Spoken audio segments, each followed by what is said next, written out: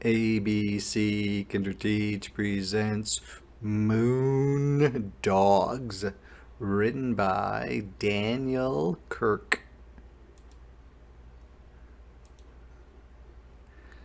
On a clear and pleasant evening in the early part of June, young Willie Joe Jehoshaphat stood gazing at the moon.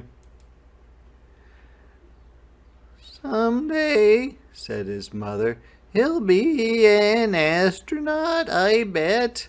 But there's more to life than stars and space. He needs a pal, a pet." "You're spending too much time alone," his father said next day. "Let's go and buy a dog, and then the two of you can play." Will said, "I'd like to get a moondog. That's the perfect pet for me. I watched them through my telescope. They're real, I guarantee." Guarantee means to promise. Will went out to the garage to build a rocket just his size. "When I get back," he said, "my dad is in for a surprise." He's building a spaceship in the garage.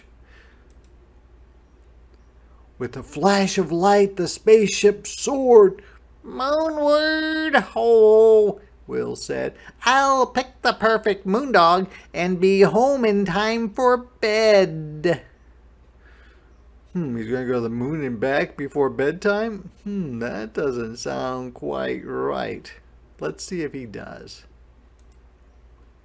Stars whizzed past the windows. Willie went to get his snack, but found a mangy mongrel. A mangy mongrel is a dirty-looking dog from different breeds, like maybe a poodle and a beagle, busy digging in his back.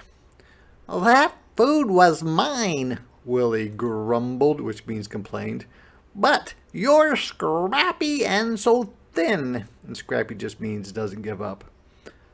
"I'll ask the moondogs what to do. Perhaps they'll take you in." He doesn't seem like he really wants this dog, which I think his parents bought. But he's going to trade this dog for a moon dog. I wonder if that's going to happen or not. Just then they reached the moon. Will's rocket skidded to a stop. He pulled his homemade helmet on, got out, and climbed on top. Wow, look at all these moon dogs. Very interesting looking. This one has two heads. "I'm Will," he called. "I come from Earth. In case you hadn't guessed, my dad thinks I should get a dog, and moondogs are the best."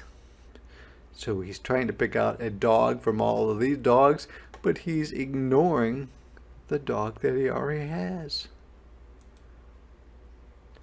Then angry footsteps shook the ground. A shadow blocked the sun.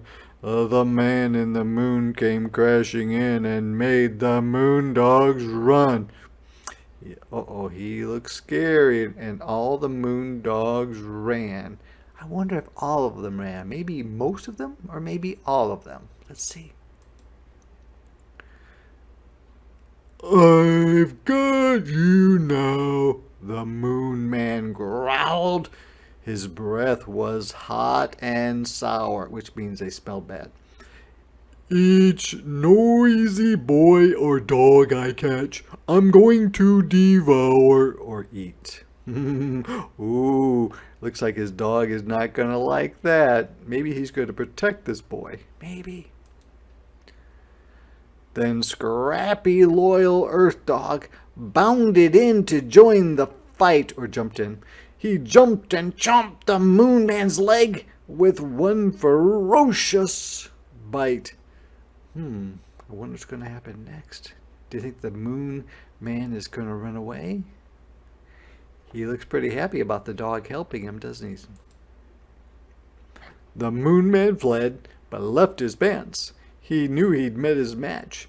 Scrappy growled contentedly, which means feeling good, and settled down to scratch. So I think the boy is really liking Scrappy, his dog. Will gazed around the crater, and a crater might look like this, with a shy and guilty grin. I owe my life to Scrappy. He's the dog who saved my skin. What courage! All the Moondogs crooned, or sang in a low voice. Forgive us if we're wrong, but Will, the pet you ought to have was with you all along. So they're saying you should keep this dog. This seems like the dog that's best for you. Will gave the Moondogs goodbye hugs, then climbed beneath the dome. And there's the dome. You'll love my mom and dad, he said. Come on, we're going home. And there they are back home. Of course, there's not really Moondogs, it's just make-believe.